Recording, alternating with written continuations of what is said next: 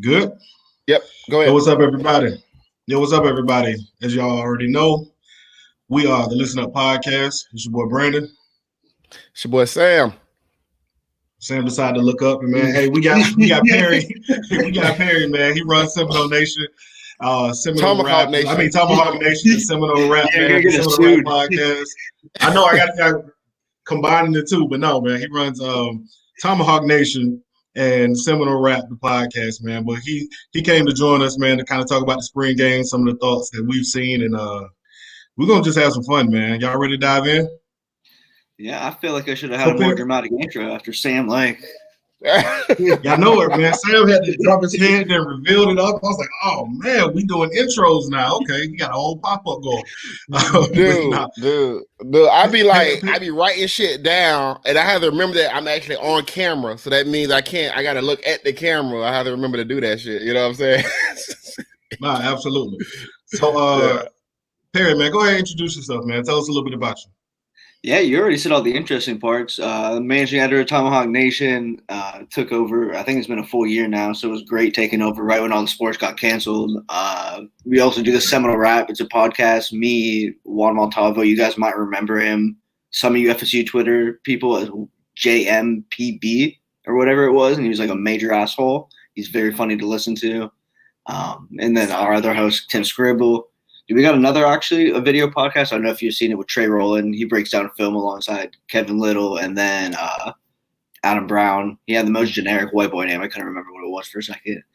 Yeah, so that's pretty much it. Been doing this since like 2012, 2013. Got to watch FSU be good. Got to watch FSU be mids. Got to watch FSU be terrible. So it's nice to see it kind of just going back to the mids direction. Yeah, definitely, man. And I was excited, man. You hit me up. You was like, man, let me know. I want to come on. I was like, yo, everybody's welcome on the Listen Up podcast. So that was dope. Copy that. All right. So, I mean, you talked about, I guess, moving back to mid, which is a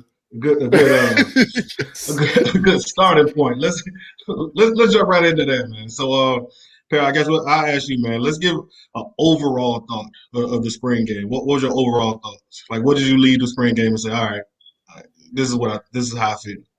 So the instant reaction was FSU won. Like FSU won the spring game, then did not lose. Like, and that both means like they did not have to play a team. We had to watch them lose to a team. But also, Jermaine Johnson was maybe the only sketchy part where you're like, oh man, is he hurt? And he was just fine. Like they were just holding him out as precaution.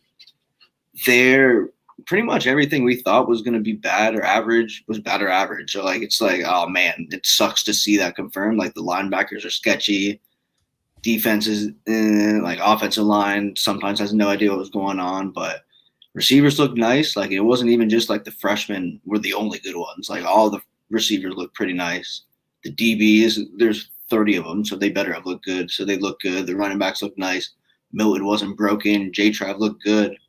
Tate Rodemaker was there. Tate Rodemaker was there. Tate Rodemaker was there. Yeah, no, Tate finna take some not unnecessary, but Tate about to take some. No, Tate earned it. No, Tate earned it, man. Tate got yelled at all. Like, dude, Tate took it. I think Tate could be new Smag. Like, Smag is like god level for that Clemson game, but like if he can chill, he seems like he's good in the environment. That kid balls at practice. Like he's a coach's kid. He understands the system and all that. So he's good there, but there. But boy, when you put him with some fans in the stands, and you got to take live bullets. Boy, he threw. I think I told Sam it was the worst interception. Maybe like a couple episodes ago, I said he threw the worst interception I think I've ever seen in my life. And then he topped it by throwing another interception that was just as bad. And I'm thinking to myself, all right, this dude here just can't play. Like, you just can't play. I feel bad. The Jacksonville State game for him to get like hyped up and like everyone's like, oh, Tate the Great. And then, dude, he threw that pick six on the first drive, second drive. And I was like, oh, no, that's the first. Like, you're 18 years old. Like, don't break him yet. Like, don't make him Blackman. Like, just let him chill out. Let him learn the system. When he comes in, he'll be okay. Yeah. Fourth quarter. Yeah, man. I mean, he has a lot of growing to do. He has a lot of growing to do. I guess I say it like that. Sam, jump in, man. You were at the game. I watched it from my couch, man. Tell me a little bit what you thought about the spring game. Okay, so if I went through it thinking I was gonna be critical, but actually, I know everybody's like really hard on the offensive line. I didn't think the offensive line played as bad as everybody thinks. Personally, I think Jermaine Johnson, while I don't think he's gonna be this all-world defensive end, I do think that he fits the system a lot better than Kando and Robertson. So I think he's twitchy enough to do the things that Adam Fuller wants to do with that stand-up defensive end. You know what I'm saying? So I can't wait, kind of impressed with Jermaine Johnson. Burrell also was somebody I came out impressed with because I thought that and we'll get to it later, but watching him, I've been kind of harping on the point that I don't think he's a wide receiver on this level. I don't think he's fast enough, twitchy enough to be a wide receiver. But if you make him a move tight end, I think he can do a lot of damage in his offense, man. And we'll get into it, but I think they should definitely move him where they got Wyatt Rector playing at. I think that should be Burrell's spot. Honestly, I think he need to grow into that spot. The defense, I still seen guys miscommunicating a little bit on the back end on a couple plays, a couple guys running wide open in the middle. I was gonna say the first touchdown that JT. Yeah. I mean, but I don't want to. And you know, it wouldn't even be that big of a deal because it's it's spring, but it's like because we've seen that shit so much last year. It hurts. It just remembers. Yeah, it hurts a little bit. So but no, I thought overall they looked pretty clean. They looked like they knew what they was doing for the most part. And I like the Norvell's energy, to be honest with you. I like his energy. It seemed to me like he tried to stay out as much as he possibly can and just kind of let the guys play, other than when he kept yelling at Rodemaker. So, you know, other than that, though, I didn't think it was that bad. Yeah, man. What you think, Brandon? So it's funny, right? And I think I tweeted yesterday. I said their record is not going to indicate the improvement. You know what I mean? And that's kind of how I feel about it. Like, I don't feel like their win total at the end of the season is going to reflect the fact that they actually have improved. I do think they've gotten a lot more crisp in a lot of areas. I think they've shored up a lot of things that I think that they needed to shore up, but there's still some holes, right? And there's a big talent piece missing. Like, outside of Burrell and the young wide receivers, it's difficult to say, all right, we're going to put all our faith on the young wide receivers, because freshman wide receivers normally don't really have that big of an impact because it's just different. And so when I'm looking at it, I'm saying, I can't read the comment. I'm gonna hold him to later. I'm gonna get to it. I'm gonna get it up. Let it go. But no. So I mean, I looked at it and I said, all right, where did they really? You know what I mean? The freshman wide receivers flashed, and I thought that was very good because it says the future is brighter. You know what I mean? It says, okay, they are growing, they are moving into the right direction. But then I said, God, how can you really depend on freshmen to come in and have a huge impact on your team? And I think that's really bad. I thought the running backs, all of them looked average. Like, all the running backs look average, and that was the scary thing. Philly looked pretty explosive to me. He looked explosive. But but again, he was third or fourth on that rotation. I've been saying since the beginning of last year, I thought Toa Philly was your best running back on the team. I thought he had the most upside. He had the better talent. And people said, well, he was too small to play running back. I said, okay, cool. So now you've seen him. He does look a little bigger as well. He's put on some weight. He does look a little bigger, but he's still somehow third or fourth behind Corbin. And it's like, I know they like Corbin. And Corbin's a great workhorse, and you know, me and some other people got into it about why I don't, how I feel about him. But Toa Philly is your true, in my opinion, home run threat. Corbin is not, and he never will be. Corbin's a bruiser. He'll get you some tough yards, and you need that player. But I think Toa Philly needs to be your feature back. But I mean, I thought defensively, it's hard to tell with the front, because I thought the offensive line played. I disagree with you, Sam, completely. I thought the offensive line played really, really bad. Tackles were non-existent. You know what I mean? I think, I don't know how good Jermaine Johnson's going to be, but I mean, he killed the tackles. I mean, wherever he killed the tackles. I mean, he looked like a superstar first rounder. I mean, if you go based off the spring game. So, I mean, right. But they couldn't really run block either, which was something that was surprising to me, because last year they did. Like, the one thing they did do well was run block. They didn't run block well. Well, I don't know. Like I said, I know I've said a lot of negative, but I do think they've improved as far as just the execution of what they've done. You know what I mean? The execution and the overall impact. I do think they improved. It's just, I just don't see a lot of talent on the team, and that's going to hurt them in the long run. But I thought when you watched them on the offensive line, I mean, yeah, Jermaine Johnson was getting back there. I mean, I can't deny that. But I just thought it was. I thought they held up better than I initially thought they was going to hold up. That's what I was saying. I mean, I'm not saying they're good. I'm just saying they looked it better than what I thought they was going to because of the injuries. I'm knew gonna they get back had to you. injuries. I'm gonna paraphrase what Sam said. So the bar was like, let me see my hand, was here, like right at the line. And so because they got here, no, they didn't get that far up. It was improved. Oh, okay, so they went from here to here. Okay, yeah. So I get what you're looking at. Okay, then that makes more sense. Okay, now I get why you see improvement. Which is the thing we're talking about overall with it's night. Like, dude, you said even before the records aren't going to show the improvement, but then it's like, why? Like you get why. Like you get why it doesn't work, but like in your mind, you're like, why isn't this team getting to where it needs to be? Like, why is the offensive line being average, being like, let's ride. Right. I get like offensive line, dude, they're depleted right now. Like I think Norvell in the post game, like he even told us, he was like, we weren't looking for success performance-wise this spring with the offensive line. We were looking for development. And like Norvell, Coach Big is like, yo, everyone's hurt. This shit sucks. Like we're just making sure the freshmen get their reps. Like, right.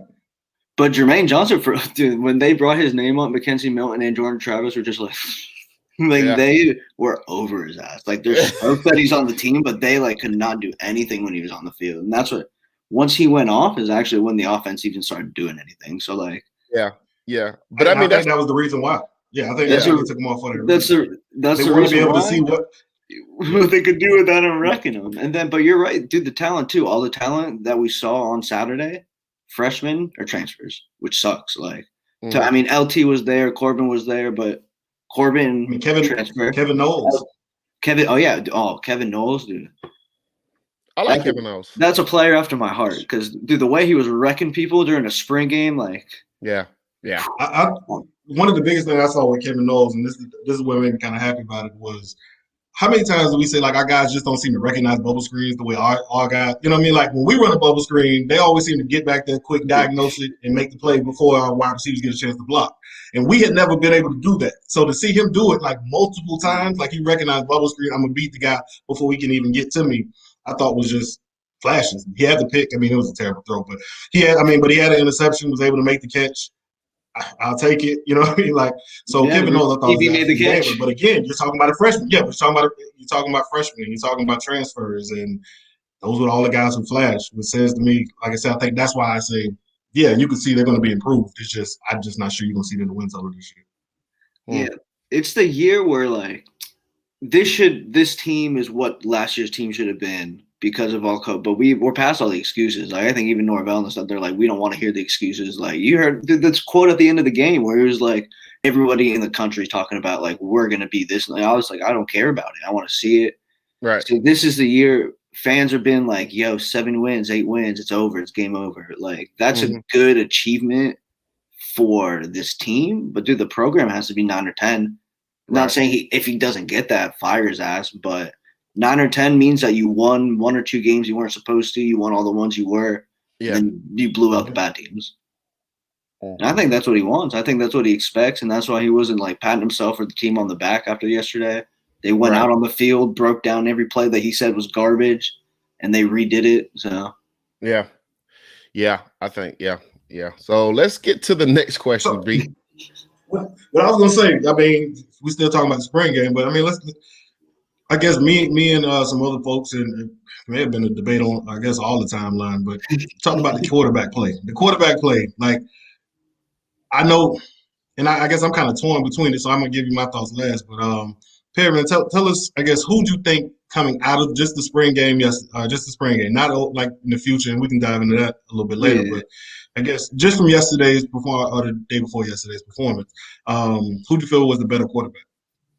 Dude, Milton was a game, and he hadn't looked like that in practice at all. Like, he had been kind of iffy. You even saw that in the beginning of the game. I think he'd just been nervous because the last time he was on the field, he almost lost his leg. So he was, like, underthrowing, dirt balling a few of them. But, dude, once he, like, kind of, like, started moving around and remembering, like, oh, I have a leg that can work, he started darting them. Like, he started placing them, and that's why I think, like, I don't think you've got like a typical one starting quarterback next year. Like, I don't want to call him Taysom Hill because that's disrespect to J-Trav, but like, a Drew Brees like Taysom Hill combination with the two, like change it back, leak Tebow. But even I'd rather call him Taysom Hill than Tebow. Yeah. I think that's what I want to see, because there's no way Jordan Travis should not be on the field because he's just too good. Like advanced analytics, like dude, just the way that he elevates the game, the offensive line gets way better, everybody gets better. And then same with Milton. Milton knows how it's going. He's got the seasoned vet. He's got 6 years. I don't even know how old that man's now. So like once he figures out the it's going to be nice. Like things were clicking a little bit more for him. We saw how much better he is. Like when he's getting hyped by the fans, he's like a gamer. He loves that stuff. So Milton was better. There's a chance if he figures it out completely, he's probably going to go into ND as a starter. But there's no way Jordan Travis is not on the field, like at all. Who do you think played better? I think Jordan Travis. I think maybe consistently, because dude, from game like he was just looking comfortable, like everything from game one. Like Norvell was calling those sacks like pretty tight, so they weren't getting any leeway as far as there. JG probably would have taken off on a few. Yeah, but there was like the nice rollout, and I thought like Brendan was the one who pointed it out on Twitter, so I'll give him props there. But it's a bad throw. Like the bad throw, he rolls out on the 3rd and 1. He throws the ball to McClain, like not a good throw. Or Burrell, sorry. You know what? But it was but he threw a good throw. Like, they say decision, yeah. They say it's not a good throw, but I always say that if the quarterback knows where the safeties are and knows where the linebackers are, I mean, because to me he was throwing in an open space. No, I mean we could say it. Yeah, he was Those got picked off all last year. Those got picked off all last year. I watched Pat Mahomes and Aaron Rodgers do that shit all the time. A lot of credit. Listen. All right, so listen. But I'm saying though, if you're the quarterback and you sprint out like that and you see the whole defense flowing with you, and you go to the tight end to open space, it's open space. That's my opinion. I love it. Listen, it was a bad throw. No, it's a bad throw. It's a bad. Matter of fact, no, it's a good throw. It's a good throw. Good throw, bad decision. It's a bad decision. As a quarterback, you cannot do that. And if you do that more often, that will get picked more times than it becomes successful. You can't do it 10 times because you're not going to see that safety. But they did do it a lot. Like, they did it a lot last season, and they all got picked off. That's what I'm saying. Like, it's not the fact that they did it yesterday. It's the fact that we have seen that. We saw it all last season, and they kept getting picked off. The one time it worked was in the spring game against our defense. So how much credit we going to give for that? And that's all I'm saying. Like, that's just my point. Listen, I'm glad he made the throw. My opinion on the quarterback is very, very simple. Milton had the best throws of the day. Like, period. The placement on the pass down the middle to, what was it, Burrell? McClain, when he just accidentally was wide open. The bootleg. No, the bootleg. Like, designed bootleg where he threw it in between two guys down the middle of the field. I can't remember what it was. But the one to the sideline where Travis J was basically in perfect coverage and just the ball placement was better. Then the follow-up touchdown on the back shoulder. Both of those throws are tough throws. And they were in the exact spot and the only spot they could have been to be completed. And he made those. Jordan made a lot of completed passes. He did. He was really good in the intermediate. He inched down the field. But I mean, he missed open guys. And I think I told you yesterday, when me and you talked on the phone, Sam, I said, our margin for error as a team is very small. Like, if you're talking about winning a lot of close games, that means you can't miss on wide open guys down the field. And he missed on a lot of deep guys. Well, I don't say a lot, but he missed on a few deep guys that were wide open. That could be a difference between 7 points or a field goal, which may be the difference in you being blowed out in the game or keeping it close, which gives you an opportunity to play later on. And Milton didn't miss on those. And so that's when I looked at it, I said, Milton was the better player yesterday. Now, I agree with you, Perry. I said both got to play. Like, this line is terrible. And so if you're going to go behind this line, there's no way in the world Jordan Travis, like, you're going to need Jordan Travis. Because he does, like you said, it allows the defensive line on the opposing team to slow down a little bit. Because now he gonna take off on you. And not only is he gonna take off on you, he can embarrass you too. So if you get in the open field, you kind of a little hesitant, you know what I mean, to just kind of get upfield real quick. So it does slow down and it helps your offensive line. So Jordan Travis has to play. But in my opinion, I mean, you need Mackenzie Milton as well because you need somebody to hit on those deep balls. And like you said, it is very much, Steve Spurrier. You know, 2 quarterbacks. One is coming in to throw the ball, and you might know it, but you still can't stop it. And one is coming in to kind of run the ball most of the time. And I'm fine with it. You know what I mean? Because again, if everybody knows what I watched Steve do it successfully. You know, for a lot of times. And again, you can know that one is coming in to pass and one is coming in to throw, but you still have to have the ability to stop it. I'm not sure if you can. I'm not sure they can see that. What's up, Wayne? I see Wayne is in the building. I appreciate it. What's going on, Wayne? Oh, Milton is going to be scrambling a lot. And that's right, because you're right. Like, the reason the margin of error showed up last year when Jordan Travis would get hurt and either get out of the game or was limping, because, like, it instantly became unwatchable football. So, like, the fact that you can switch out Milton and Travis now and Geno English. Geno English. No, but he threw the game-winning touchdown. No, but like you're right. Like, it's just a change of pace. Like, both players are comfortable with the other play. Like, there's no. I mean, as far as they're presenting. I mean, last year they told us the team was bought in, and then we saw half the players transfer. But they seem like they're very good for it. Like, they seem legitimately like dapped up. Like, they're tapped in. They kind of know what the vibe is. Like, so it's a good partnership. Yeah, I think first of all, I think the quarterback position is the best place it's been at in a very, very long time. Now you're right about that. We're talking about good problems. Yeah. Right. Yeah, having the ability to have a guy who both guys who we feel comfortable, you know, playing is a good problem. Right. So with that, I think that you can build your offense around 2 guys that you know exactly what they're going to do. Right. You know that Jordan Travis can run the read option. He can throw. I mean, I don't think he have a great deep ball throwing arm, but those intermediate touch passes, Jordan Travis to me he looks way better than he looked last year with that type of stuff, man. Oh yeah, so much improved. Yep. Much improved. And even with Milton, like I said, Jordan Travis stays hurt a lot. So like getting Milton was always a good thing because Jordan Travis does get hurt. So I think the quarterback position is in a good place, man. I wouldn't even. Matter of fact, it's the reason why I think maybe I can move my win total up by 1 game because I do feel like it's a chance because last year when Jordan Travis got hurt, dude, it was over. Like it was just he was dead in the water. He just hurt, yeah. Yeah, I mean, if he got hurt on a series, it was over. You know what I'm saying? Like the series was over. So they're in a good place with that situation, man. But let's get to the wide receivers because I thought that was the most fascinating position was the wide receivers. Yep, I agree. Perry, go ahead, man. Kick us off on the wide receiver group because I agree with that. The interesting, because we heard all spring, like we heard Malik McClain, Josh Barone, we're like, why are these 2 freshmen the only people we're hearing about? And even at practice, like it was the same way. Or like I expect to see more out of dude, especially Keyshawn Helton, who's still there. Like he's got an experience, like he knows the ground, he knows how to make plays.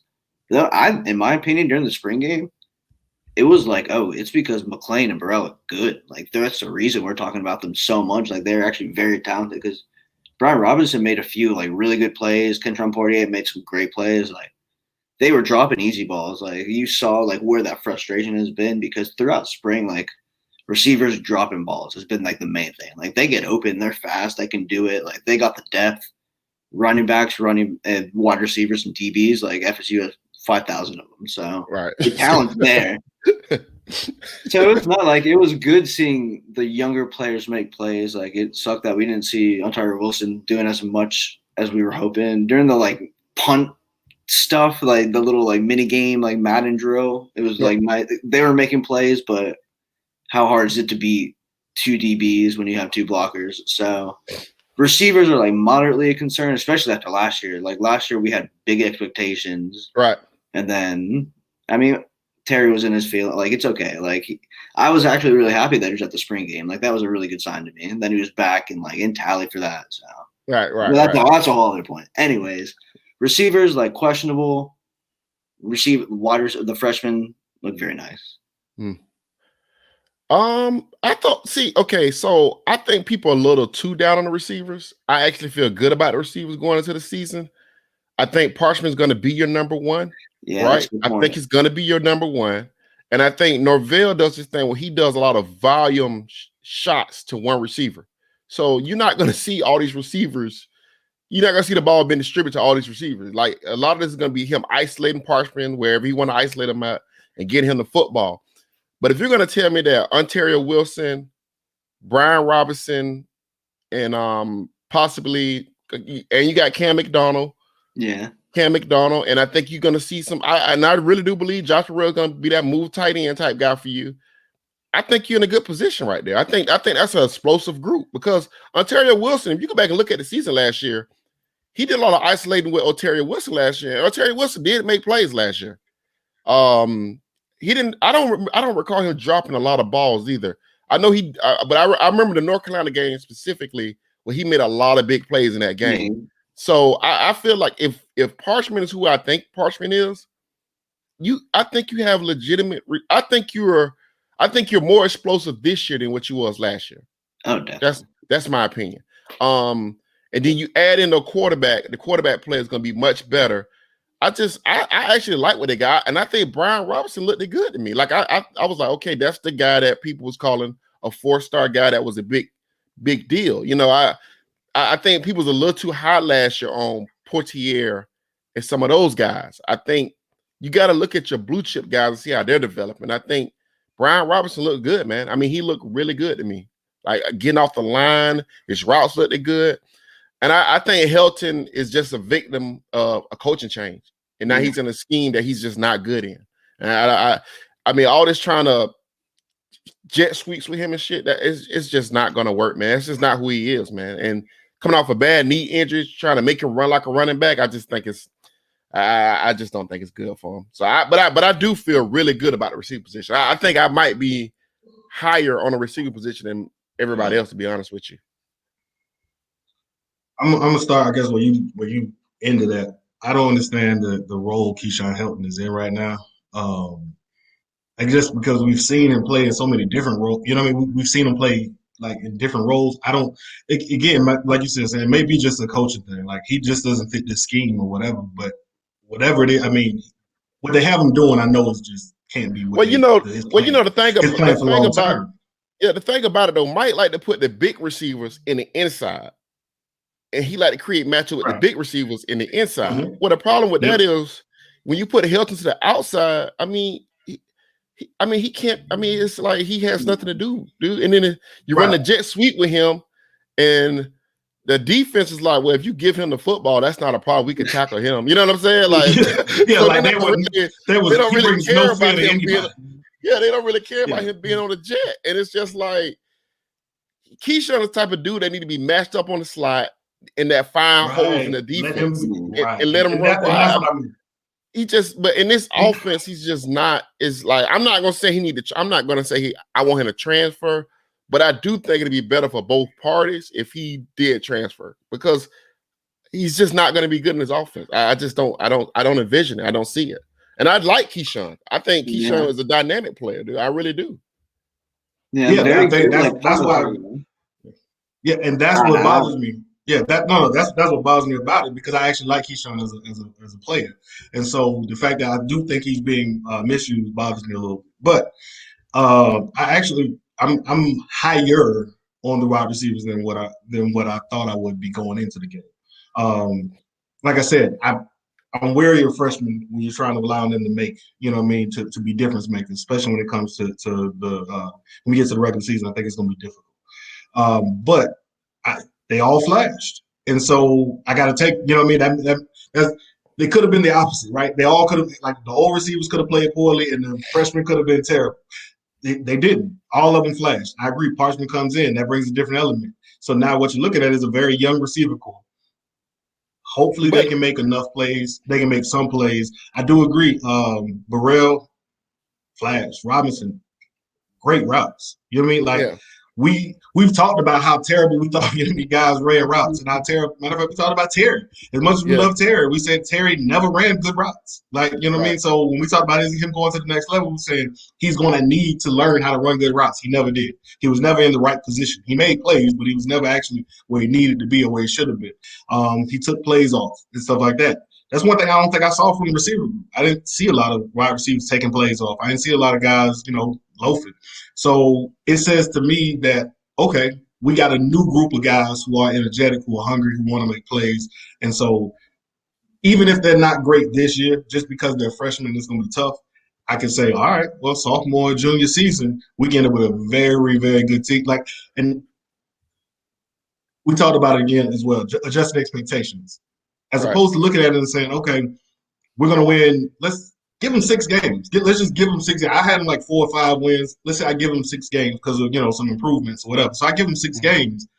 I'm not going to be as down on 6 games as some other people would be. Because, again, no, it's not Florida State standard. But at the same time, I can see kind of where they're building towards and where they're headed towards, especially if this 21 class continues to come in the way they did. And we'll get to that, I guess, now.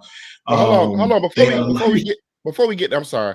Before we get there, I want to talk about this too, because as we talk about these receivers, like Malik McClain, look how good he looked. Now, I don't expect Malik McClain to be Jared Judy or any of those Bama freshman receivers that come in. Yeah, but I do think the Clemson guys, yeah. Or the Clemson guys, but I do think by game 6, game 7, that they could be nice off-pitch guys when you're not getting the ball to Parchment. You know what I'm saying? Like, I think they're way more twitchy and it's way more speed out there, way more explosive than what it was last year, man. I thought last year at the receiver position they were slow, and when they did get open, they couldn't catch the ball because every ball was contested because they couldn't get open. They made tough catches. We watched receivers Saturday make tough like that. Again, that first pass that Milton threw was a contested, like Travis J was all over him. And it was a perfect placement on the ball, but the receiver still had to go and make a play. So, Perry, what do you think we didn't about see that last year? Perry, what do you think about that receiver group as far as those guys? Like, what do you think about them? Like, no, I thought you made some great points. Like, and the fact that Burrell and McClain have been on campus since January and they're already like looking that good. It's just they have the natural talent. Like, they definitely have to. Same with Kevin Knowles. Like, they have to develop physically wise, like body wise, but it's there. Like, it's clicking for them. And it's great. Mm-hmm. Like, it's great that the people that we've been talking about as looking good have been the guys that Norvell has brought in. Like, it is almost more annoying because then you almost want to lean more into, oh, man, if COVID, like, oh, man, if they had a full spring, oh, man, if they had a full camp. Like, we would have seen maybe what we saw on Saturday, which was, like, consistent execution, consistent, like, attention to detail. Dude, the Willie haters are going to love this. They were playing music the whole time. I didn't see anybody dancing. I didn't see, like, even during, like, when they took things off and, like, they stopped doing the actual game and they were doing the mini drills, like, dude, they were playing bangers. Knuck if you butt. Like, they had DMX playing the whole time. Like, I wasn't, like, doing that in the I have no idea how they weren't even, like, dancing. Like, yeah. So just – and it's not, like, dictatorship either. Like, I keep saying, like, Mike is, like, the stepdad who makes you call him Mike, but, like, he still, like, respects you. Right. Like, Willie was your dad. Or, no, Jimbo was your dad. Willie was the cool stepdad who never married your mom. Now – so that's like Mike. Dude, he's a dork. He's mean, but like he's invested. Like the players actually dig him. Like you saw him at the house party. Dude, he had a mechanical bull in his garage. Like he's a weird dude, but like the kids like it. Like he's invested. Like so, I like what's moving forward. The receiver room itself, like yeah, the bar has been raised. Like the floor of that talent room is just up. Like it sucks that Terry's gone. He's very talented, but you mentioned it. Like he was like boomer bust. Like it was touchdown or he dropped it. So, right. I'd love to see him do more. Like it seemed like he got lost a little bit last year outside of being in punt return, but even now that's Travis J's spot. So I would love for Helton to find his role. I'd love for him to reemerge into things, but like, well, he was a good kick returner. Maybe put him back at kick return. He's still back there. He's the vet. Like he can calm him down. He can be like, yo, don't run out the end zone, stuff like that. Like he's still speedy. He was still returning punt like during that. Like he still got it. I just hope he can find his like space because dude, the talent there, like you said, there's just so many players. And he does rotate people in. Dude, Parchment's coming in. Destin Hill's still coming in, who's like going to maybe be the best freshman receiver, which is crazy to say, seeing how good these two are. Right. All right, so let's we can get to the next one, Brandon, about recruiting. All right, so I mean, we had a ton of players on campus. Partly, I think because they made it a lot seem like nobody else was playing college football on Saturday except for Florida State. But I mean, I think when they talked about it on the broadcast, Miami wasn't hosting recruits. They're not hosting recruits at their spring game, and neither is Florida. So it did benefit in getting a lot of players because if they want to see a spring game, this is the only one they can go to in the state. That helped us. We ended up with a whole lot of guys on campus, a lot of blue chip talent. but not really the, I guess, commitment. I think a lot of people estimated 4 or 5, 6 commitments will come out of the spring game. I saw a lot of reports saying that, they expected at least, at least 4, but from what we understand, that's not what the numbers look like. Perry, I guess, talk a little bit, I guess, about the recruiting, the visits as a whole, the spring game recruiting list, and just why didn't we get more? Why haven't there been more? Yeah, why haven't there been more? Like we wanted to see, I don't know who we're trying to get, but we want to see something. Yeah, but that's I see. Yeah, Ken in the comment 1 3-star over the weekend because that's 100+ kids in the stands, dozens of blue chips. Like Travis Hunter, like tweeting, being like, "Oh, I got more. I got a few in the back." Like the expectations were there. Like you thought, like something was going to happen at the Unconquered statue. Like Nico had the pull. So again, right. Dude, it's like the same consistent thing. Like it sucks. Everything, like, wow, all this looks great, but the results aren't there. Like we didn't get any of the commitments. But it's April. Like it's the first like couple weeks of April, so it's like kind of like real the expectations there. Some of these kids seeing FSU and Mike Norvell's staff for the first time, they didn't even get to talk to the coaches. They couldn't interact with them at all. Yeah, they definitely did. Definitely did not get a chance to talk to the coaches. Definitely did not walk around the locker room and then talk to every single one of the old players were there. But actually, but even then, the attention to detail, Norvell sent like a letter out to all the like alum that were coming and be like, "Do not talk to the recruits. Like, this is what we do. This is how we don't get Odell Beckham. Like, don't throw out money." Yeah. So just like, I will say that recruits did not show up to tailgates, and former players was not at tailgates talking to those recruits. I will say that. That did not happen. Definitely did not happen. No interaction whatsoever. But like it was great to see all the kids. The energy was there. It sucked that it was raining all day. Yeah, that did suck. That was like, oh man, you can't even go out and enjoy Tallahassee, which you should be doing masked up. You should be going out in Tallahassee. But like, yeah, no, those kids getting on campus and seeing it was very nice. But the fact that only one commit happened when like we were like, 3 to 4, we had a few definitely we were expecting more, at least this weekend. We still expect more like as the summer and spring continue. There are definitely players that are invested and want to happen. Silent commits, I see the Hector said, like we were talking before the show, like silent commits exist, but until it happens, I've just been lied to too many times. I've been ghosted too many times. I don't trust that. Well, what happens is a kid don't want to tell a coach no. I'm not. Yeah, how are you gonna tell like a 40-year-old like? I promise you, like, you're gonna have the world. Like, I got this 40-year-old man with no shirt on begging me to please stay, please come. Who says no to that? But I think that it's weird because I didn't think we were gonna get commits out of the 22 class, but I did think that the 23 and 24 class, I thought those kids would kind of file in and commit. I thought we would get 1 or 2 out of the 22, and I thought we would get 3, maybe 1, maybe 2 out of the 23, and maybe 1 or maybe 2 out of the 24. That did actually surprise me, actually. And maybe that's because they couldn't get in front of the kids and talk to them the way they wanted. It's something that Norvell and their staff also do. Like they don't like push kids to commit like on the spot. Like they don't just want like the clout of the commit like right then. Like even if they think a kid's not going to come, they'll be like, listen, like come for your visit, come do your thing. But like if you don't want to come, like don't even bother with it. So this is why like the Altmaier thing was so weird. Like that's why they were just like that was an out of nowhere one. Like they keep their kids. Like that class stays intact. So that is maybe a little bit more my thinking. They're like, like just don't fall in love with the campus. We know that like Flaming Spear is beautiful, but hold off, like take your visits. Dead period's gonna be over soon, and then commit. I mean, is that the right approach though? Because there is something to recruiting momentum, right? Yeah. I think if you come out of the spring game and you get 4 or 5 commits, and somebody, one of the listeners talked about, having silent commits. Great. You know what I mean? Sometimes you might need that, like, especially in Florida State. And like I said, for a team that we think probably is looking at six wins or so, it's kind of like you kind of want positive spin. You want it, like when you get 100 kids on there, if you tell me we get 6 verbal, not silent commits, but we get 6 commits coming out of the spring game. Now, look, it does create a sense of buzz your program's turning it around. So I know Mike, and we've heard this in the past, he doesn't really push for it. He wants to make sure you're 100% solid and you're not going to flip later on.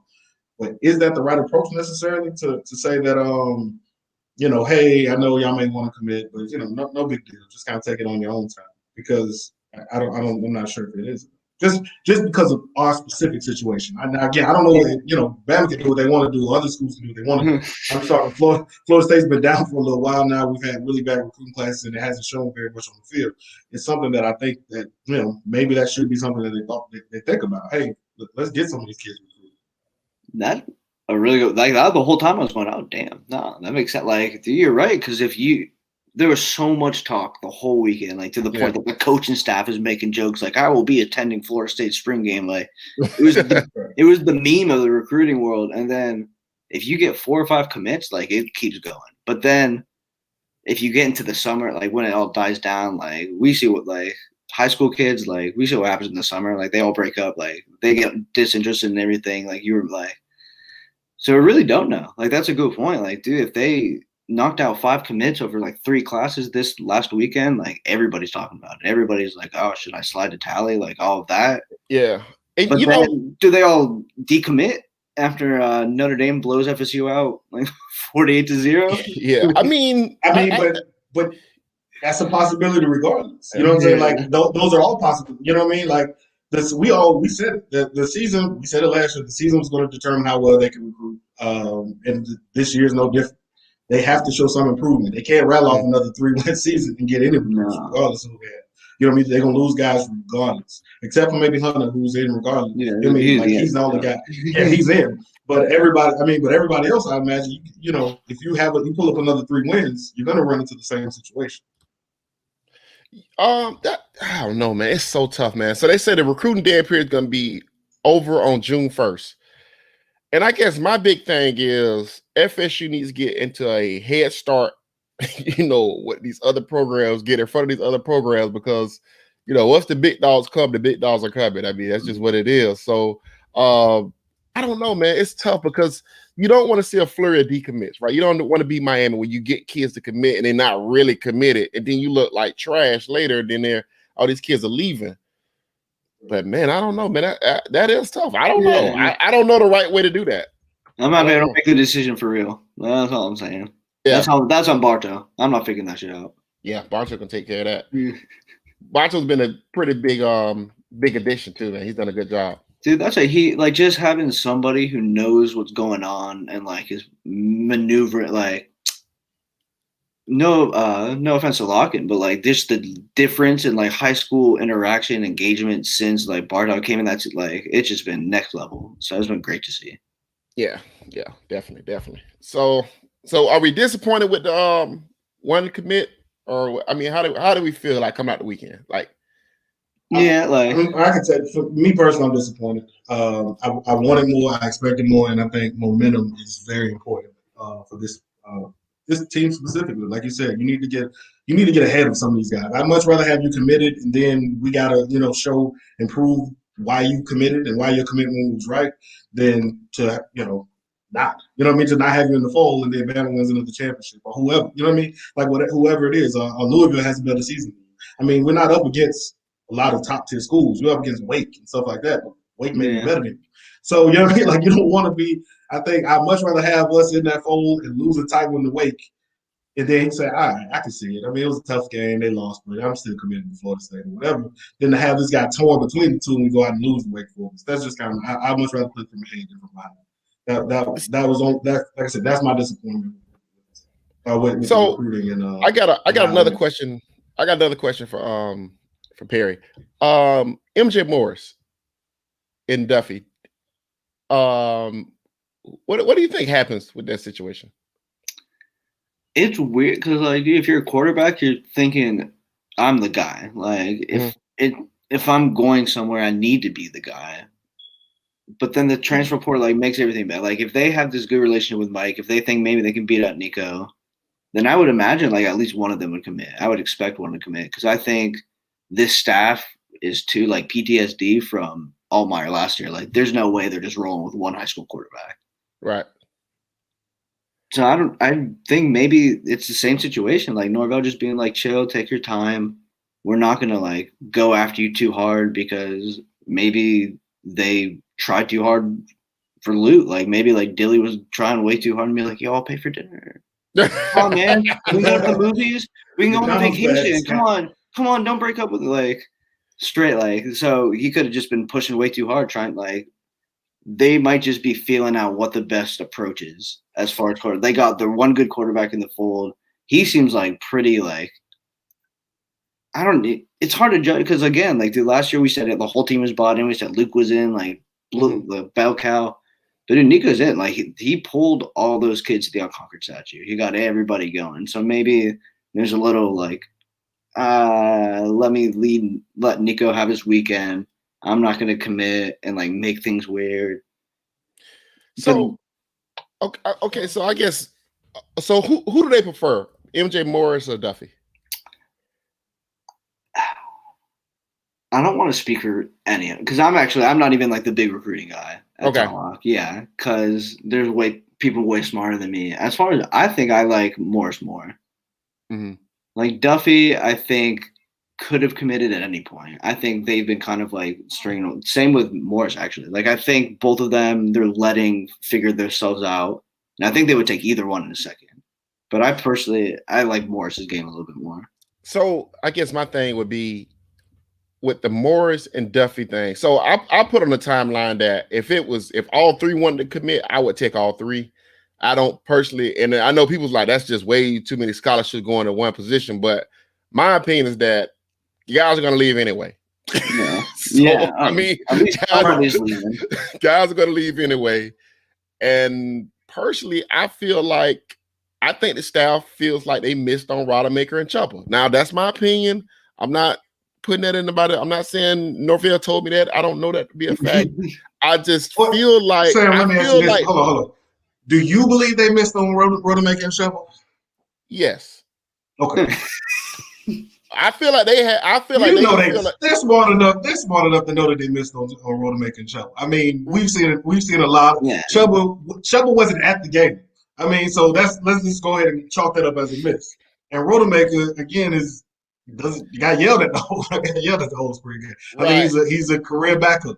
So I mean, yeah, you got to bring in some people to replace the guys that you didn't. And I think the Luke thing really hurt them because I think the miss on Chubb and Rodemaker wouldn't have been a big deal if they would have got Luke, right? They'd have been fine. They'd have been like, well, we'll let McKenzie and we'll let Jordan Travis kind of play the string out for the next year and a half, put some weight on Luke, and we'll be ready and we'll keep recruiting quarterbacks. But I think losing Luke really hurt them. And so if it was me, I would try to take all three. If I could take all three, the interesting thing with MJ Morris, in my opinion, is going to be Georgia Tech hasn't really like completely cut the heat up yet. And that's a really good recruiting staff.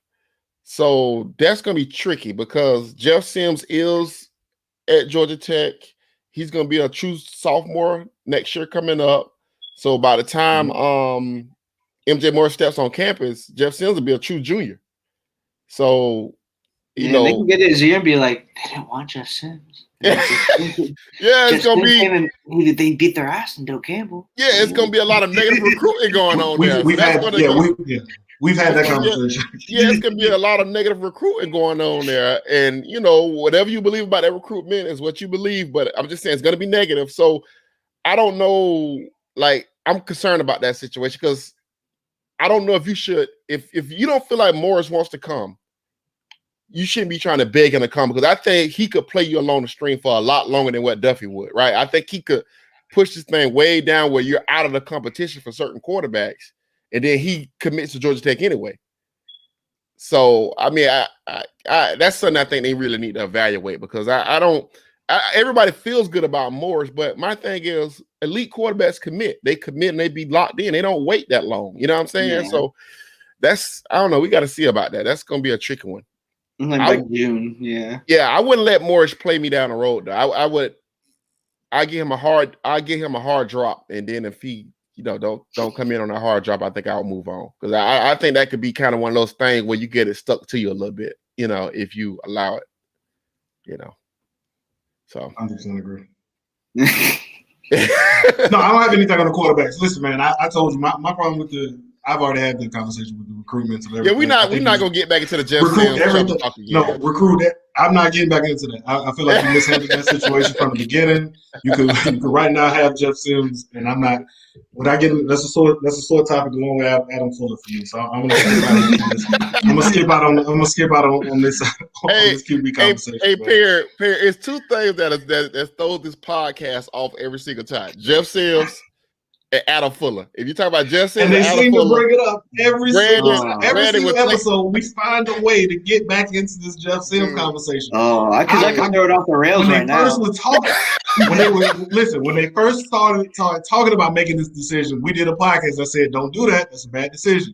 This kid's from Jacksonville. We know it's QB coach. We dove deep into it. Don't do this." And they still did it. And then we've now seen what's going on. I'm not doing it. I'm not doing this with you, Sam. Nope.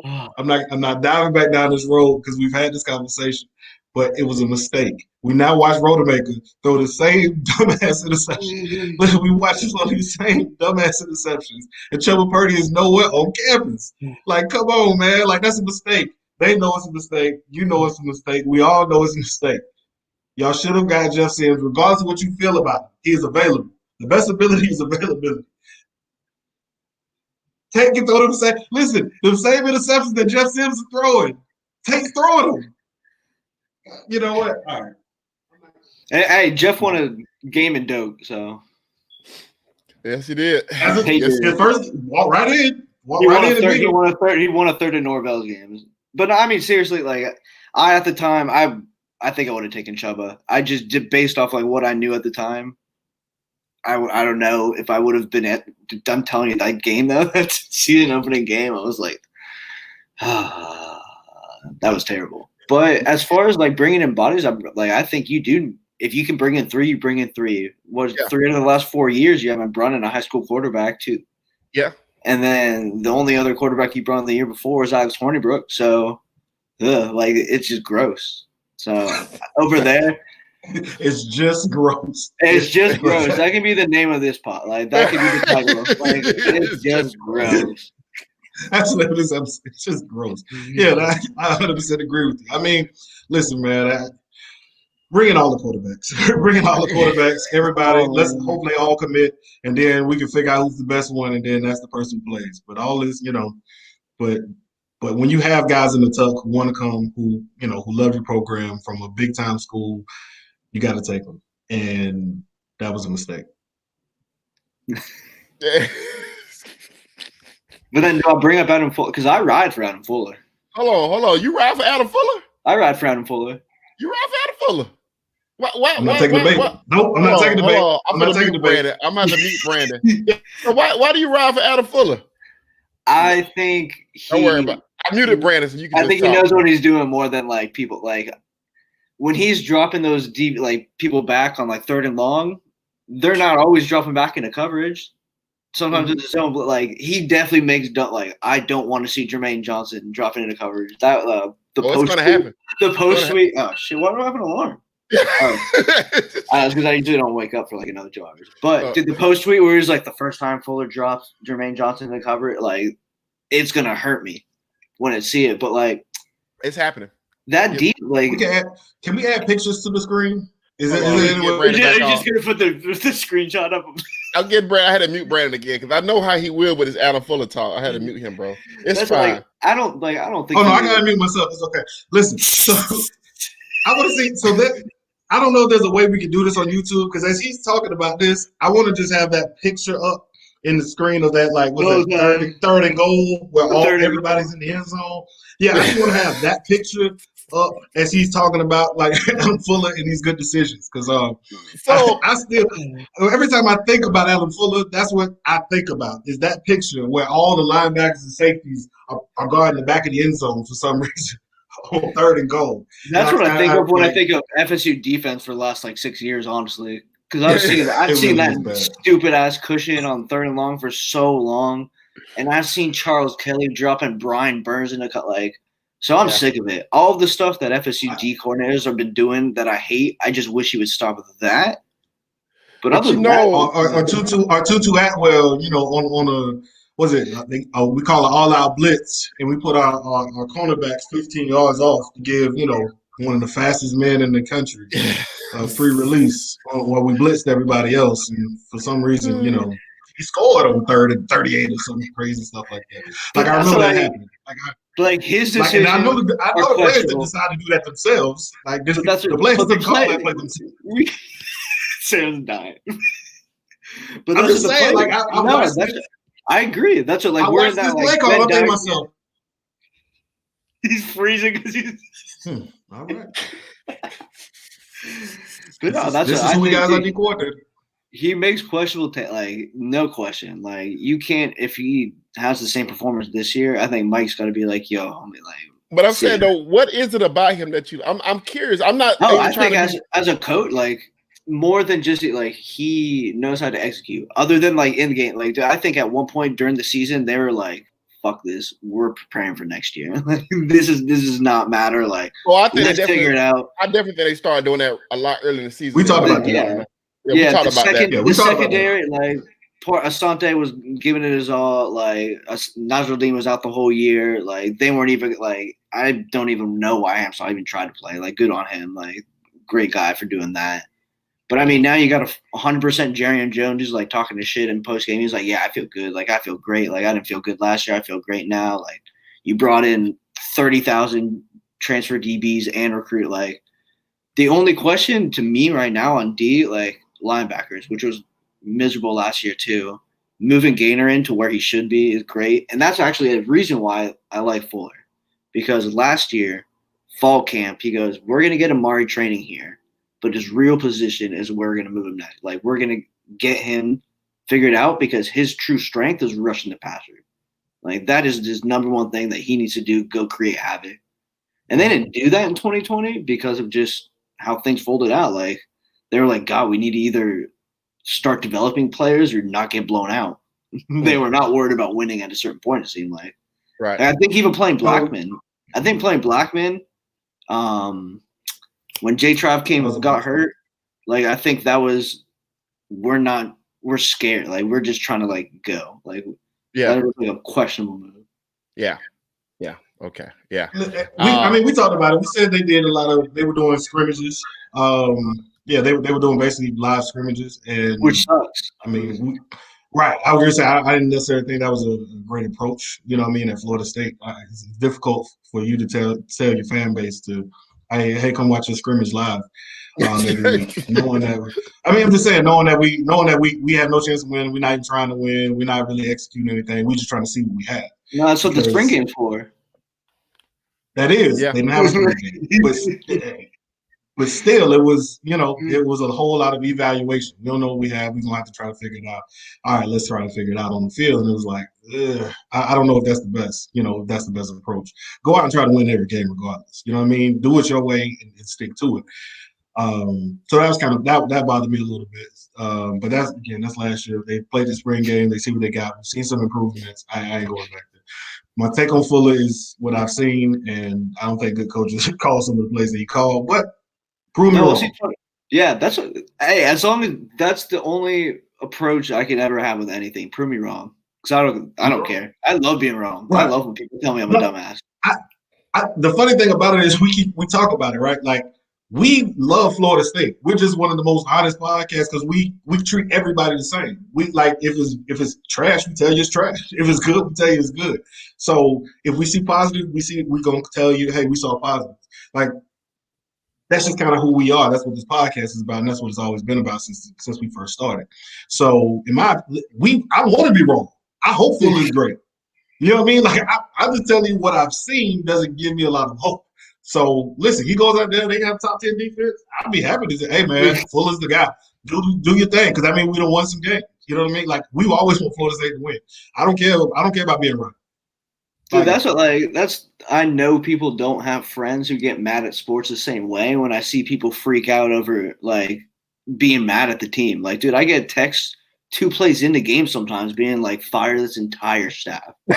And then like 10 plays later be like, yo, Natty. So like anybody who like who can't have that discussion on the timeline and like can't like contextualize like the fact that you can be pissed off about everything, but then like if they win, be like, that's right. Like it's the funniest thing in the world to me. Like I have like I don't know how people do it.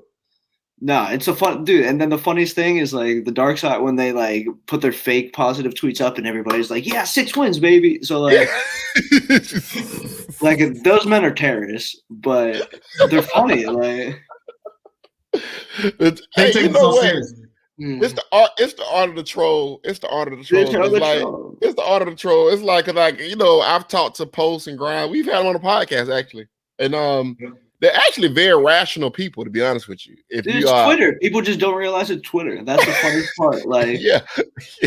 If you knew who they were, you want to quote tweet their tweets where they're like, "Yeah, baby, 6 wins, we got this," and they're like, "Yeah, I believe in Mike," and they're like, "No, they're saying 6 wins is bad."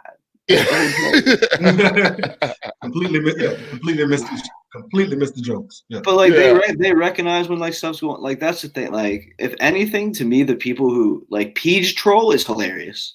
But like people have taken on his like positive troll to like an actual degree. Like people have built up themselves to be like, we're gonna rep like every single thing FSU does is the best thing in the world. And like, right. We had Pijo last week. Yeah, we had Pijo last week. He was 100% honest with us. Like he told us what it is. I mean, but Peach is the boy.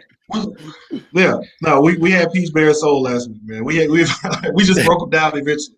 We just kept hitting him, and then finally he was like, I don't know, man. I just got to root for him. I don't see much, but I just got to root for him. Dude, that's the epitome of Willie. Like, dude, I had to ride for Willie until the Miami game. Until like finally, like they finally be like, oh, all right, like I guess I was wrong because I knew I was wrong the whole time. Yeah, but dude, even everybody on the beat, as soon as Willie got hired, oh, it's a perfect Florida State hire. Oh man, he's gonna kill it. Oh, it's a perfect recruiter.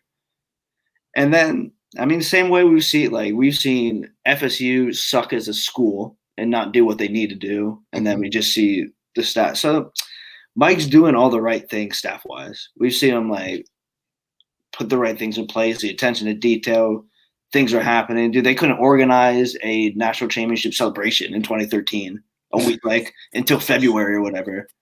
So like them like actually. Oh, did that celebration ever happen? Yeah, it was like it did happen. Yeah, I have the picture. Yeah, it took. I don't remember that ever happened. It took a full month. I remember that. I gotta go look. I gotta go look that up. I was just say the same thing. I missed the parade. No, there wasn't even a parade. They just walked into dope. Yeah, I got one picture. Oh, it was. Okay. I think there's some confetti in there. Yeah, there's some confetti in there. We'll call it a celebration. Hey, February 1st. That's wild. The national change. That's wild, bro. I did not know that. I'm saying, bro, you remember how they rolled out the new uniforms? Like, it leaked at Walmart. The logo leaked at Walmart, and that's how people knew there was a new logo. So, like, the execution of the school is there. Like, they're not, like – there's a lot to overcome as a head coach at Florida State University. We got a couple questions. Let's see. Watching on TV, the team looked small. Watching live, did the team look the part from the stands, even if the scheme and Norvell is a genius? Would it matter if the physicality can't compete? Like, yes and no. Like, they definitely look small. They've been small. I mean, if you've looked at FSU over the last, like, few years, like, you're always like, why do FSU look like college players and everybody else looks almost like pro? They definitely built up. Like, even Jordan Travis put on, I think, like 10 or 15 pounds over the offseason. So they put in the work. It was their first full conditioning program since spring 2020. So I think they went through tour duty then. A couple kids still small. Like Kevin Newell's small. Like freshman small. Like, I mean, Josh Burrell looks big for a freshman. But, like, overall, yeah. Brandon, you were going to say something? No, that's what I'm going to say. I think we got to adjust the starting point, right? These weren't freaks of nature. These weren't freak athletes who were coming in already physical and big. These were a lot of three stars and guys that a lot of other teams didn't want. So they were coming in as high school kids. We normally didn't – at Florida State, we weren't used to seeing high school kids. We were used to seeing grown men coming in at Florida State. And so when they got bigger, they got bigger. You know what I mean? Like they turned into Hulk and freakish athletes. Now these guys are just becoming like you said, college kids. So our starting point from where from where we were at to where we're headed is different. You know what I mean? So it's kind of like you take me and I bulk up. Well, I'm an older guy, so it'll look different. But I mean, you take this 18-year-old who didn't have a good strength condition program, didn't have a good weight program in high school, and wasn't a physical freak. I mean, he's going to add 15 pounds. He'll look a little bit more cut, but he ain't going to look like the huge monster that they are. And I think that's what you're looking at, a team full of guys who really weren't freaks, who really weren't highly recruited, and except for a few exceptions. And so it's going to take them a few years. We compared it to, I think a couple weeks ago, we compared to like why Wake is good every 4 years. You know what I mean? It seems like every 4 years, Wake feels a really good team because it takes a 4 years for those guys to kind of get into that man body. And now all of a sudden you're looking at, a full senior team full of grown men. Florida State used to come in with those grown men at the beginning. And then by the time that, you go through one off season, now you got these monsters out here. And they just don't have that. And it's going to take a minute. You got to recruit those guys to get back to that level. Does a team look small? Okay. I think the further and further we've gotten away from those elite Jimbo classes, the smaller the team is looking. Okay. Right. So if you look at like just body types, like J-Rob and Kando compared to Jermaine Johnson, those are different types of body types. You know what I'm saying? Like J-Rob may not be like the greatest football player of all time, but he looks like one of the greatest football players of all time. You know what I'm saying? I mean, if him and Kando step off the bus and those are 2-star defensive ends, you think you got 2 NFL sets of defensive ends. You know what I'm saying? You have to, those guys was 4 stars and 5 stars. You know what I'm saying? Those are different type of guys. It's the reason why Jermaine Johnson is not at Georgia. Okay. There's a reasons for that stuff. And I'm not saying that he can't be a good player at Florida State. I mean, guys at Wake Forest and Duke, they go to the NFL every year. They have guys that go to the NFL and that have good NFL careers. But I think the difference, like what Brandon's speaking to, at Florida State, you need guys that's going to be contributing in 6 or 7 games. Well, that means you got to recruit a certain body type, and you don't have time to put that guy on the shelf. So do they look smaller? Yes. I think the thing that stood out to me wasn't really how big they look, but they look slower to me. Like on defense, they look slow to me, right? They look a half step slow to me, and I mean, Quayshawn Fuller already takes forever to get off the football. Like it's just like it's really one of the most disgusting things. If you ever want to just see something just like throw it's up, gross. That's the name of it. Just a theme. Yeah, bro. It's like gross. Literally, like the ball literally be thrown down the field and he'll still be coming out of his stance. Like it's really disgusting. But like, so I think that's the one thing that does stand out to me is like they're not as twitchy as you would like to see them on defense. I think that bothers me more than how big they are. Because I think eventually you can not just bulk up, but get high level strength after a while. I believe in Storms, actually. I think Storms is like one of the best football hires we've made in, 4 years, 3 years. I think I trust him more than any of the coaches we've hired, to be honest with you. So and that's why that's why I brought that up, because I was saying, like, I saw Storms taking a lot of heat, how little the kids look. Man, you asking them to turn into Hulk overnight. That's not how weightlifting works. It's not how strength works. And it's not even the best approach to doing it. You know what I mean? If they came back and those kids looked like the Bama guys or whoever, then understand there would have been some failed tests going on. Yeah, there would have been some failed tests going on. Yeah, there's some injections. There's a lot of things happening that shouldn't be happening right now. No COVID vaccine. It takes. Yeah, it takes a minute. Yeah, it takes a minute. That was kind of the point of why I was saying all that. They're starting from a smaller place, and so they're not going to look as big. Not this week. It's going to take them a few years. All right. So the other guy asked, let me see what I got here. What do you guys think of McClain? I think McClain is. I think he's going to be a good wide receiver. I think he's going to be a 1,000-yard guy eventually. I think he's going to be a guy that catches 40, 50, 60 balls here and becomes a 1,000-yard receiver. I think he contributes I think he's on the field early. I think he really starts contributing by game 9, game 8, game 9. I think you start seeing him breaking loose and making plays. I think so. I like McClain.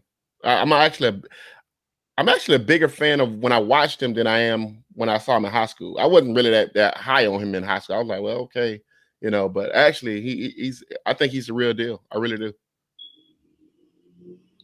Someone come to the grab, but no, he's somebody I'm excited because there was talk he was going to decommit at one point. Like he was not going to stick with the class. So the fact that he stayed in, he's bought in. Like, dude, they used him in like the Seminole Boosters, like the climb series that they're doing. He was like one of the feature players. So like the fact that he's that, oh yeah, dude, 23, that's even better. But there was some maybe optics of Jameis going to the White House that were part of that 2013 team not going to the White House. But we'll just talk about football. We'll talk about football. But McClain, dude, he looked great. Like the fact that he stayed in, he was putting out, he is invested. The fact that you got an 18-year-old kid going, yeah, I sit on the sidelines and I'm even taking mental reps. Like I'm making sure I'm learning. Like, the coaches told him that. But the fact that he like retained it and remembered to say it, great. Like, yeah, good for him, dude. He's very good with the media, which is something amazing. Like it took me 27 years to even talk to people on camera. Like he's great. Mackenzie Milton, like definitely a little over embellishing here, but he goes, dude, the sky's the limit for that kid. He's gonna be playing on Sundays, which let's maybe let him like go through a semester at school. But dude, the kid's good. Like the kid, he was running crisp routes. He got wide open on that touchdown throw. Like he convert, like he didn't fall, he didn't like celebrate, like, he just went in, he just did his work. Like I'm very happy about him. Yeah. Polished is kind of what I got. Yeah, I think he's a polished receiver, which is something we hadn't seen in a while. Yeah, like coming in early as a polished receiver, love to see it. So what will we consider acceptable losses, and when you look at the schedule? Dude, I've been this way since like after the Georgia Tech game last year. I got to the point where like I no longer care about wins or losses. I just want to see steady incremental growth from players. like after that game when I was like, this year doesn't count. There's not even a real schedule. Just play. Yeah, just I mean, because when you got beat by Georgia Tech, you got beat by the worst ACC team that I thought was in the conference. To be quite frankly, I thought Georgia Tech still had last triple year, option guys on the team. Man. They barely know what's happening. Right. So once you got beat by them, that means that basically anybody in any Power 5 football conference can probably beat you. Right.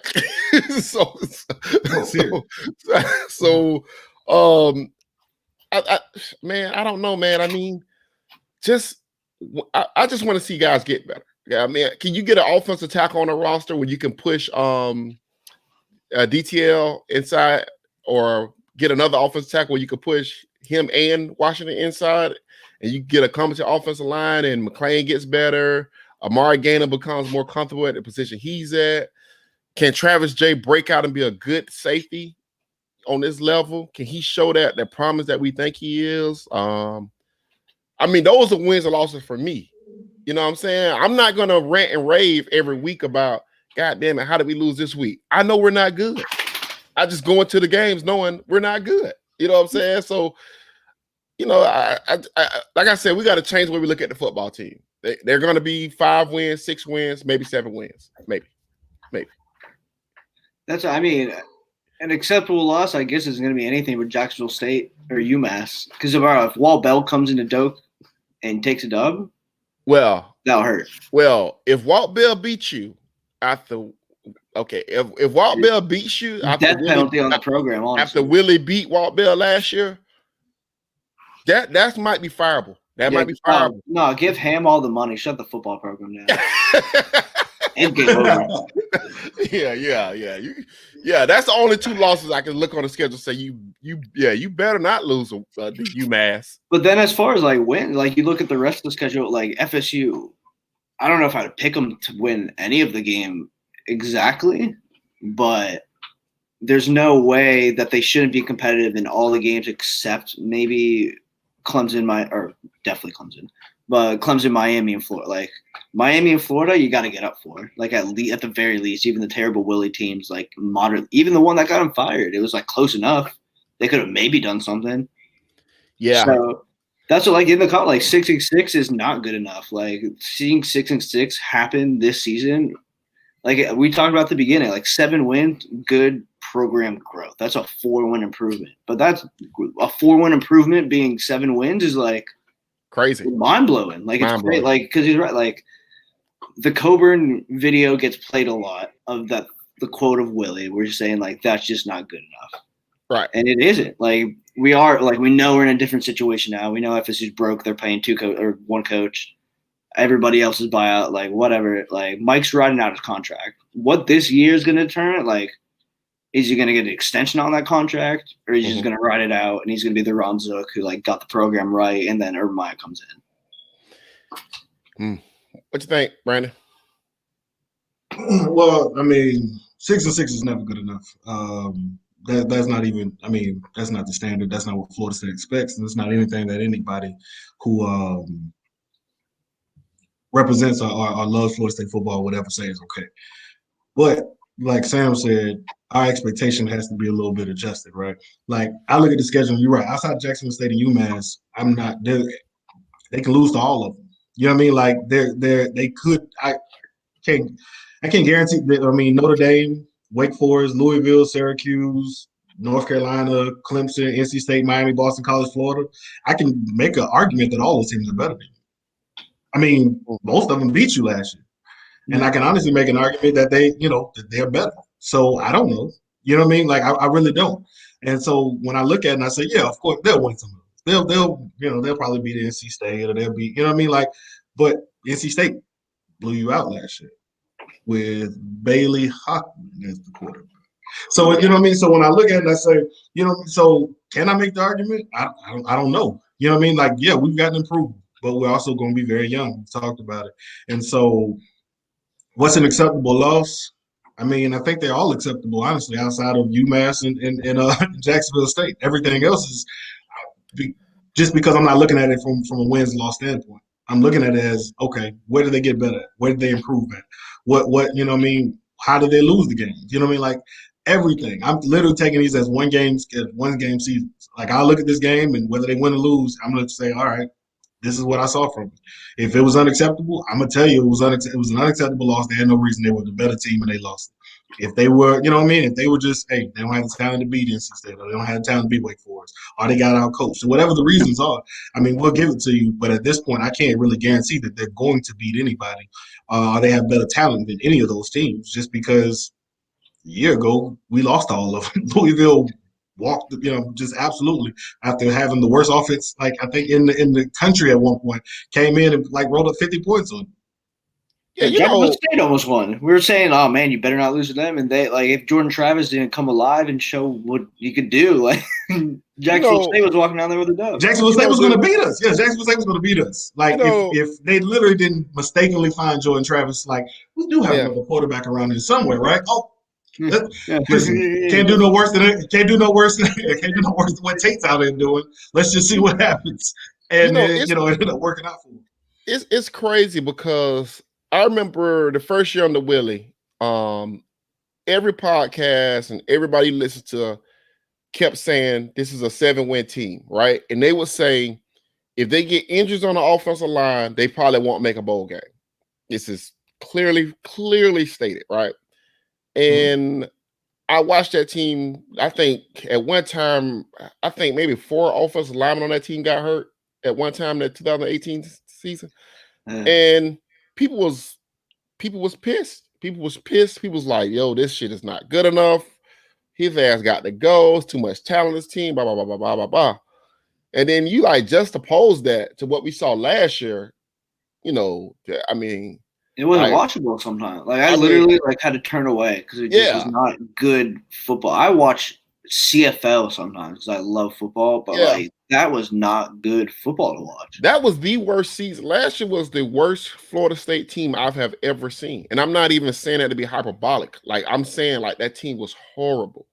Horrible. I'm talking about when you get blowed out by bad teams, you're bad. You know what I'm saying? It wasn't even close losses to Pittsburgh. Right. These are bad teams you're getting drum rolled by. We're lucky. We were lucky that we didn't play the Clemson game. To be honest with you, we was lucky not to play the Wake Forest game because I really think if FSU would have played that Wake Forest game and people would have saw the number that Wake Forest would have put on us, I do think Mike would have been under more fire, more heat. 30-0 would not get remembered anymore. It'd be the new whatever Wake Forest shutout would be. Right. I really do believe that. Serious number. Yeah, and I mean, we didn't remember that game. We didn't have any offensive linemen. I think like all the offensive linemen, I think they tested positive for COVID or something like that. I think we didn't have any DBs either or something like that. And Wake Forest was like rolling up like 45 points a game. It was gonna get bad. Like that game wasn't gonna go the way. I was so glad when they canceled. Like thank you. I know they were about to sign Wake Forest. Coach Pimp to a scholarship and put him at running back. They had nobody. Nobody. So you know, I'm just not in a place where I'm not saying I'm going to make excuses for coaches and stuff, but I'm going to be realistic. I didn't think it was going to be good last year, and I said that out loud. But I didn't think it was going to be that bad. I didn't say they were going to be that bad. You know what I'm saying? I thought it was going to be bad. I did not see 3 win bad. You know what I'm saying? Yeah. And like not even in games from like the go. Like the Louisville game, you was not in that game from go. Like from jump, you was not in that game. So, but no, I mean, I just think that we just have to adjust our expectations and just kind of just roll with it, man. Who is the one player y'all expect to take a huge leap forward? I think Brian Robinson is my guy. I think Brian Robinson is going to take a nice leap forward this year. Yeah, I'm a big fan of Fabian Lovett. Like he came alive like way late in the season last year, and now he's like him getting the additional presence. Jermaine Johnson, like the DL, we said last year was supposed to be very good, and we saw what happened. Yeah, but this year, like they were a problem. Like they're definitely going up against like backups on the O line. But I love Fabian Lovett. I love like what he's doing. And I guess I would take the DL, take a group for it. But I like the receivers. I think the receivers are going to just be great by the end of the year. Okay. I think when you talk about position group, I agree with you. It's receivers. I think that group takes a huge leap forward. The player I actually wrote down, I thought Malcolm Ray played really good. Again, he was going against our line, but you still got to make the plays that you can make.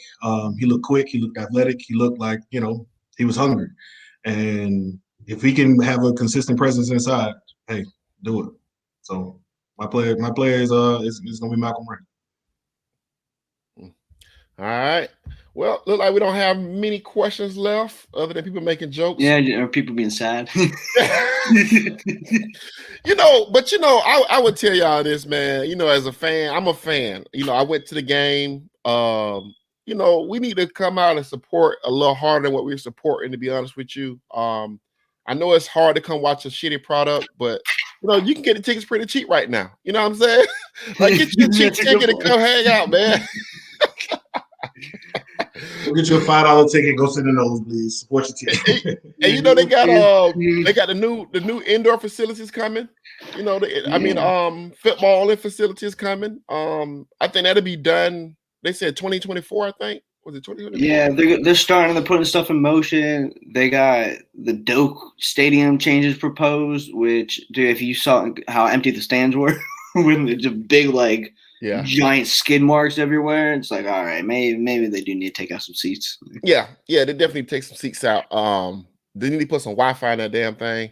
Oh gosh, God, they need some. That's the number one thing. That's the number one thing I think they get on the surveys. They're always just like Wi-Fi. Give me the internet. Let me post my shit. But it's a lot of good things about FSU football. It's just not the football team. That's all I'm trying to tell y'all. It's like it's things to look forward to. You know what I'm saying? It's weird because you're right. Like there's just so many good things. Because like, dude, watching Norvell during the spring game was so fun. Like he was in it. He was energetic. He was going hard. Like it was great.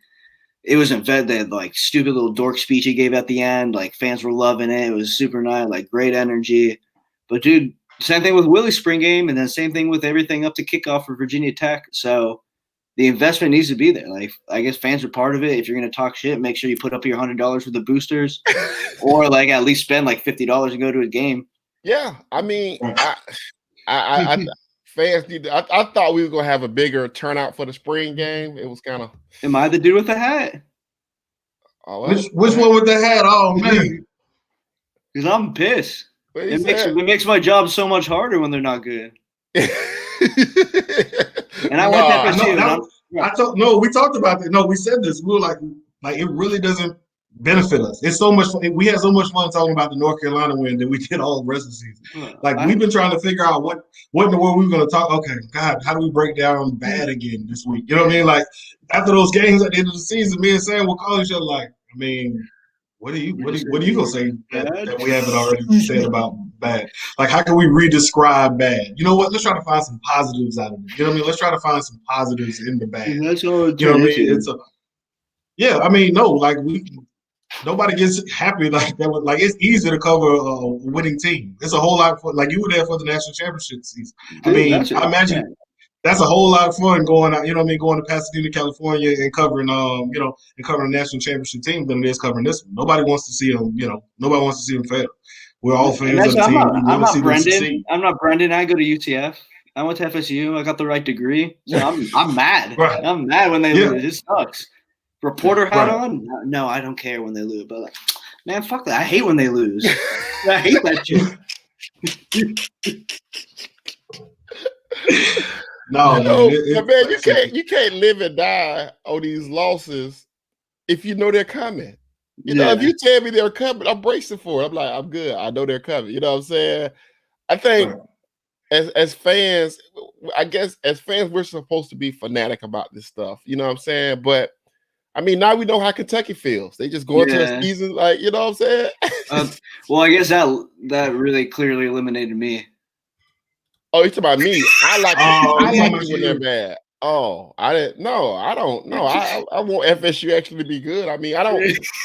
I'm unemotional about this now. You know what I'm saying? Like after 3 years of it, I'm like, we'll get there. I mean, Oregon and Georgia Tech, like 2014, Oregon lost, 2015, Georgia Tech lost. That killed me. Like that was after that, I was like, whatever. Well, the thing about it though, I'm one of the people that there are indicators of your team getting better, right? They're indicators. There are these things that happen, right? There's like with Jimbo, for instance, right? There was him beating Florida, right? There was him finding a way to that walk-off kick against was that North Carolina or was it Clemson? I think it was Clemson. Yeah, because it was after he missed the kick. Yeah, he missed the kick, like the little walk-off kick, where you kind of start seeing guys kind of pulling together, like, okay, they was catching their foot. And then by that bowl game, you seen a team that was full of belief, right? You seen a team that was like, okay, you know what I'm saying? We got our bearings. We're a good football team. And then you watch like LaMarcus Joyner commit. Then you watch these big time guys start committing. You watch the JUCO ranks. The guys, Tank Carradine said, I'm coming to FSU out of the JUCO ranks.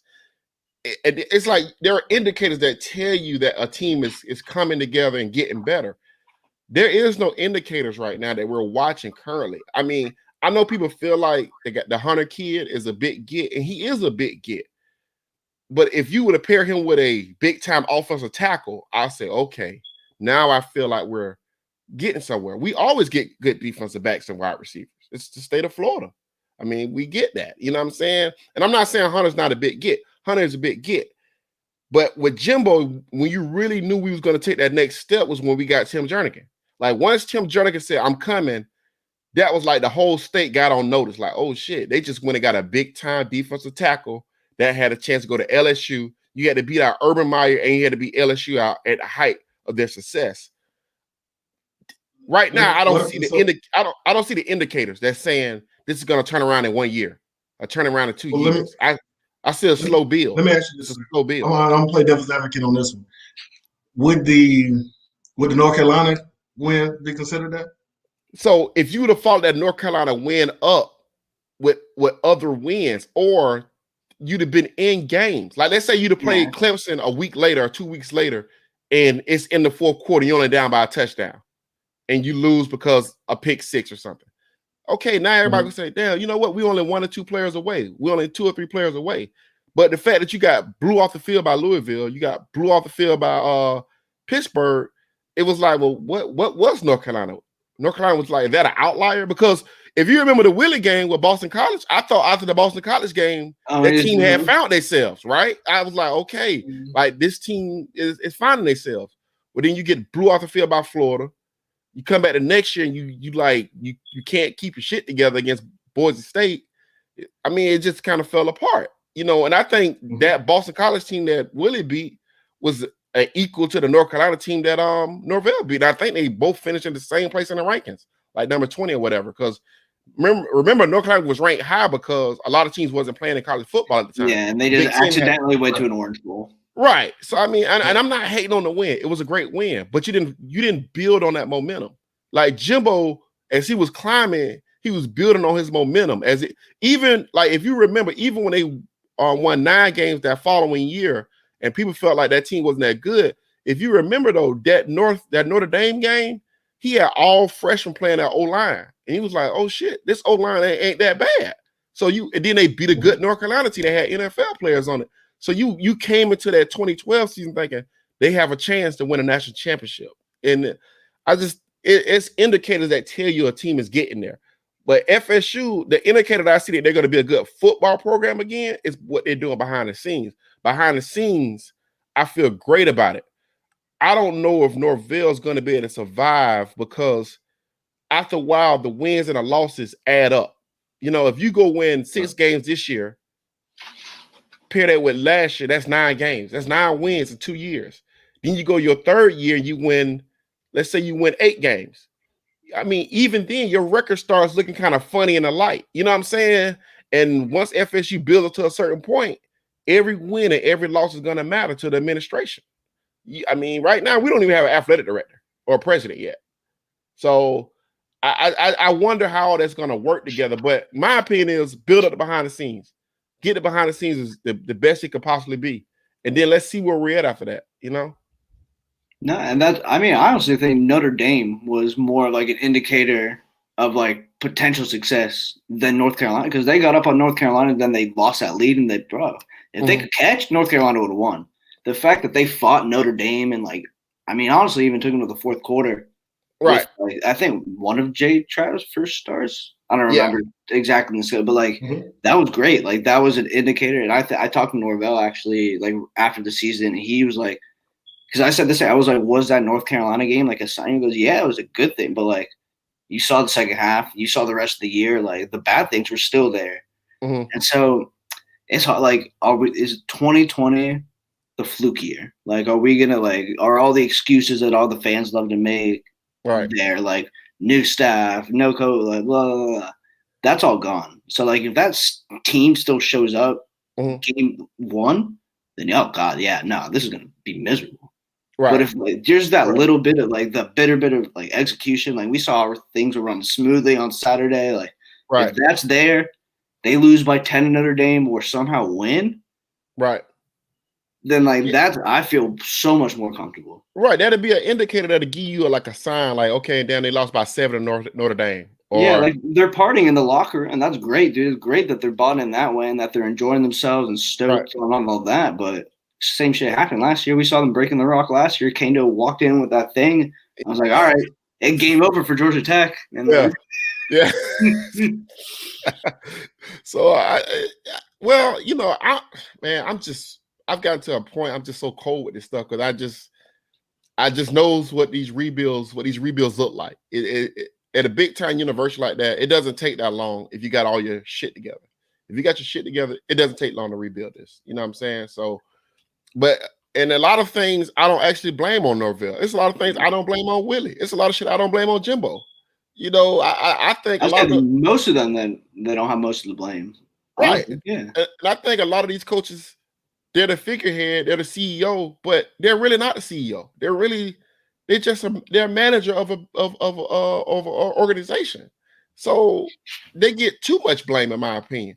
But the people that we want to blame, we can't fire them. You know what I'm saying? That's true. Yeah. I can't. People that deserve the most blame. Yeah. Yeah, I can't hashtag Coburn every week and people gonna know who I'm talking about. You know what I'm saying? I can't hashtag Thrasher and hashtag this person every week. So it's easy to hashtag Norvell.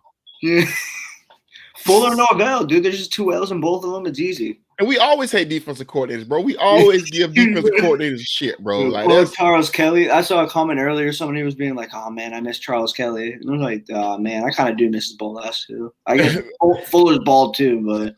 And it's crazy. I wasn't a big Mark Stoops guy when Mark Stoops was here. I was like, dude, Mark Stoops. Nah, that 2012 game made me hate him. I know, before dude. the game. It's like he wants substitute more defensive backs on the field. Like, what does he got going on? I take Marshall's defense in a heartbeat right now. You know what I'm saying? Just get me competent. The only one we didn't get mad at ended up having to leave early because his wife got mad. So yeah, that was my guy too. I used to party with that guy at Hotel Duval. That was my guy. That was my guy. No. Yeah, no. He was the man. He was by far my favorite. That was my guy. You go to Hotel Duval. He just sit up there chilling. You just be like, Jeremy, what's up? Jeremy was not at Hotel Duval. I refuse to believe it. Come on, bro. Level 8. That's where it was at, bro. Those are straight facts, bro. That's the guy. Dude, that was I had his number at one time. I think he changed his number, though. I had his number at one time. That was my dude, though, for real. Like, every time I go to Hotel Duval, dude, it was going down, dude. That's so funny. Yeah, that was my guy. But then you're probably the reason you had to leave. Allegedly. Ain't nothing alleged about this, bro. We was hanging out, bro. So I'm trying to get you off the hook. This is gonna be like the keg stands all over again. This is gonna be the keg stands all over. I made the keg stand thing up, but the Pruitt thing, that's real deal. Like, matter of fact, Pruitt knew so many people in Jacksonville. Like, this dude had this how I knew he was a legit recruiter, dude. He can remember everybody's name in every city that has a good football team, dude. He just remembers everybody's name, dude.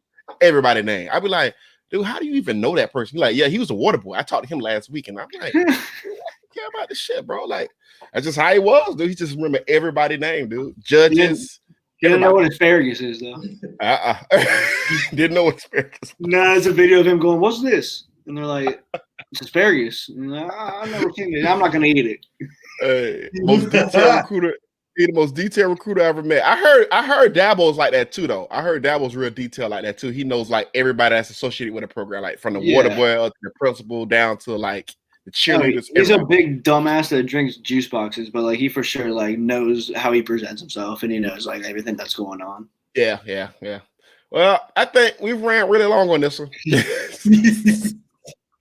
No, but listen, man, it was fun. We appreciate everybody, man. All the questions, Perry. Listen, welcome anytime, man. We appreciate you coming on and kicking it with us, man. Like I said, anytime you want a dumbass, you got it. Listen, man. You welcome to come on, man. I didn't know you and Peach was cool, so we might have to get you and Peach on at one time, man. Before boxing and really see y'all act the fool. You know what I mean? But no, man. I've been interacting with Peach 101, yeah.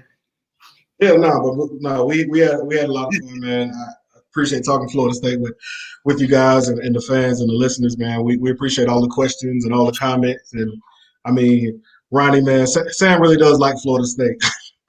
he really does. I was at the game. I went to the game in the rain as a fan. I was really like the 40. He really does like Florida State, Ronnie. I know he don't sound like it all the time, but he really does like it. Hey, listen, it was 100 recruits and 45 fans. I was one of the 45 fans that was there. So like yeah, and 100 and 200 band members. Yeah, you made up the whopping 1,000 that showed up. Yeah. Bro, if it was 1,000 people there, I would be very surprised, bro.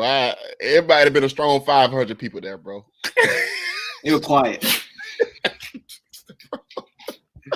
Hey, I thought it was more than that.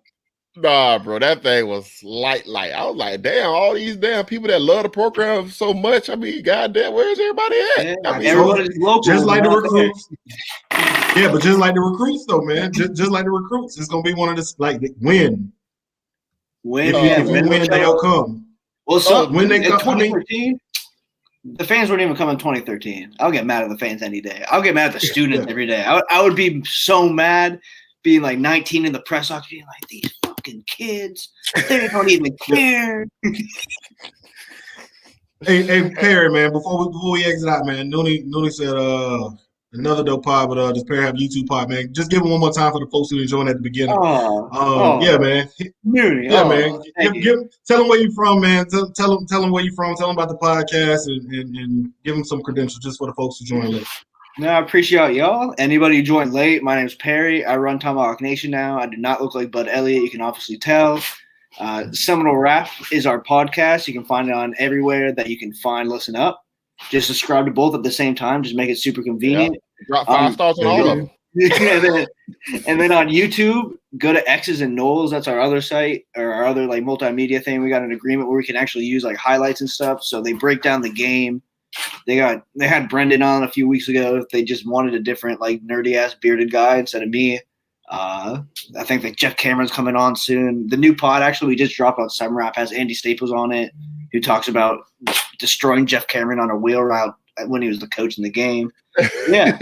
No, just anybody dropping FSU stuff now. Like doesn't matter Tomahawk that, like support whoever. Yeah. Just go for it.